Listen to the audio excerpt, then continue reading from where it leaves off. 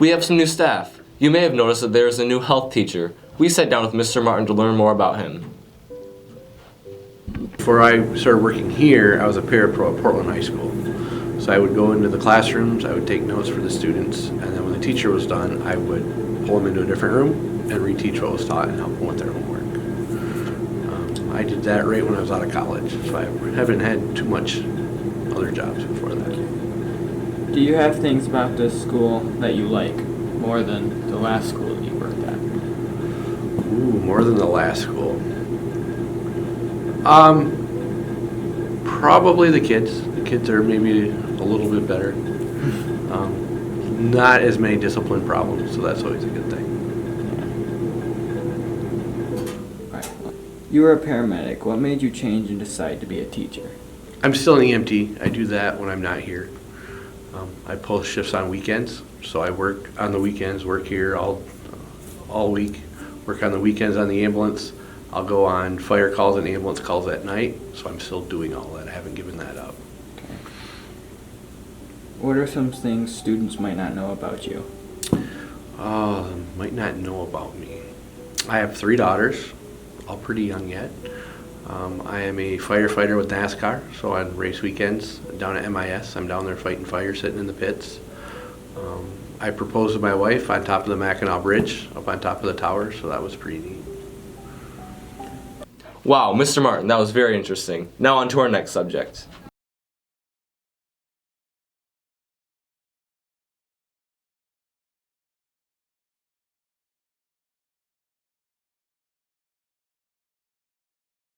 So, we all know what has been happening with the Ukraine and Russia conflict. But not many people know what territory in specific Russia has taken over but cannot enter. Not because of restrictions, but because of radiation. And this place is known as Chernobyl. A power plant was in the middle of Chernobyl and exploded 35 years ago. And since then, no one has been able to enter.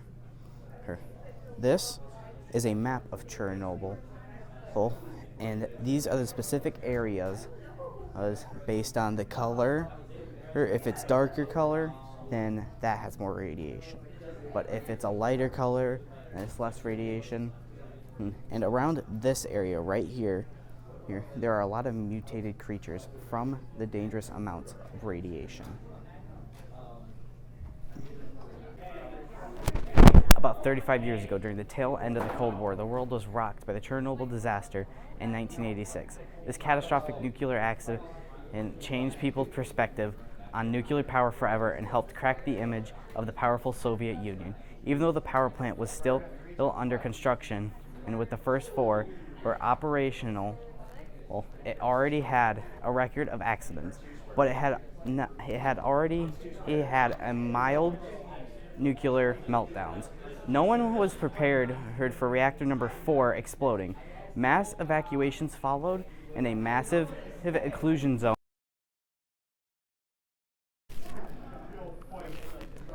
Now, I had an interview with one of the teachers here at West Valley High School, Mr. Pohl, and here are the questions I've asked him, and here's his response. Alright, so what do you know about Chernobyl and its radiation? So Chernobyl was the worst nuclear accident that's ever happened, and it was in April of 1986. They were doing a routine maintenance on a cooling system, and it exploded, releasing radiation worse than's ever been done in a normal accident. Okay. Do you know what happened to cause the power plant explosion? A series of unfortunate events. A lot of things had to go wrong for that to happen. If you dive in, or if you saw the mini-series they just made on it, you saw all those pieces. In a nutshell though, they were trying to do a routine safety because nuclear power plants need a lot of water to stay cold. So they were doing a test of what if the cooling system fails.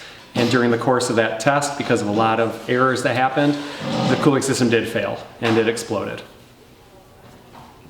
Do you think there will be any way to re-inhabit Chernobyl even with the radiation that's still going on? Eventually, yes. But unless we get some new technology, naturally it'll take tens of thousands of years. They think about 20,000 years where people can re-inhabit the area. Do you know what like radiation is and like what it causes it? Yeah. Radiation is just the fancy word for light. And in this case, they're talking about light or particles that have enough energy that if it hits you and your living tissue, it can damage your DNA. And if it damages your DNA, you can pass that on to your offspring, or routinely it would develop into a cancer. What does radiation do to a person that has been exposed for a short amount of time or a long amount of time? Depends on the intensity.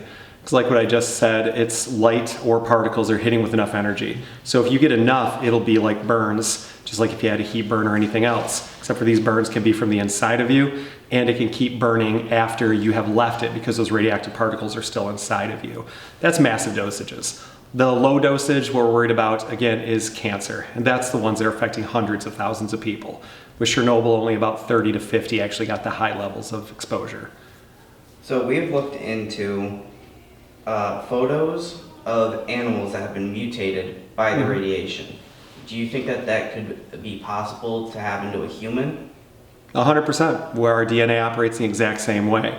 Now the difference with the animals is that's a natural experiment that we're able to monitor. There's no way we would ever do that with people because hopefully we won't do those experimentations. There are some people who refuse to move though, but I honestly don't know if they've had offspring since then or if those are just a few people. I don't know what's happened to them. All right, well, those are all the questions. Okay, Thank you. sounds good. Gas prices. They've been rising ever since the start of President Biden's term in office. But why are they rising? We asked a few PW students to see what they think. Gas a month, and how much does it usually cost? I'd say I buy gas every other week, and it usually costs me around $20 to fill up. Well, I feel like there's a lot of reasons for the gas price rising. Of course, there's the war that's happening in the Ukraine that's probably doing something to it, and all sorts of other economic factors could probably really be helping this. So once the Ukrainian war started, actually private companies decided not to do business with Russia, and we did put a ban on exported Russian oil. But it doesn't actually matter because a lot of companies were already actually saying, no, we don't want this, we don't want to be part of this conflict. But what it's done is it's shook the market. So a lot of people are locking in oil prices. I think what people forget is oil markets are a worldwide supply and demand. And so when something happens in a far off country, it can affect our prices here. So demand is increasing because lockdowns are ending, and also because supply is not meeting that demand. So what can the U.S. do to lower gas prices? Okay, so it's a supply and demand thing. So we could increase our supply, which takes time, okay? We're already the largest producer of gas and oil in the world. So other countries, we could lean on other countries to increase their supply, or we could lower demand. So if a lot of times when we go into recession, like we saw in 2009, for example, we had gas prices plummet. It wasn't because supply suddenly went up, it's because we had less demand because companies had a lower demand for oil at the industrial level. So because it's we can make a change, but we increase supply, but we are selling it to the rest of the world because it's a free market. We can decide to sell our oil to Italy or import it from Japan or wherever, which we never do. But the point is it's a worldwide thing. So it's probably going to have to come down with companies investing. But they've been spooked to do so because when they did it right before the pandemic, then prices plummeted. And so they had no incentive, and they actually lost a lot of money on it. So electric vehicles should lower demand, but it depends if supply is lowering at the same rate.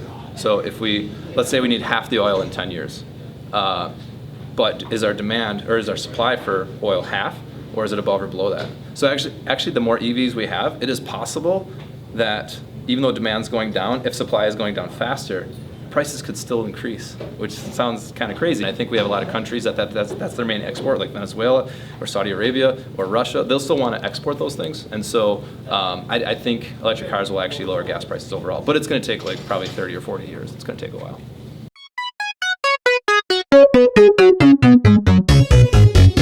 What do you call a fake noodle?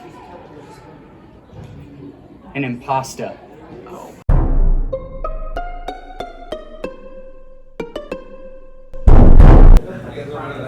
Well, thank you for listening. That concludes today's episode. See you next time.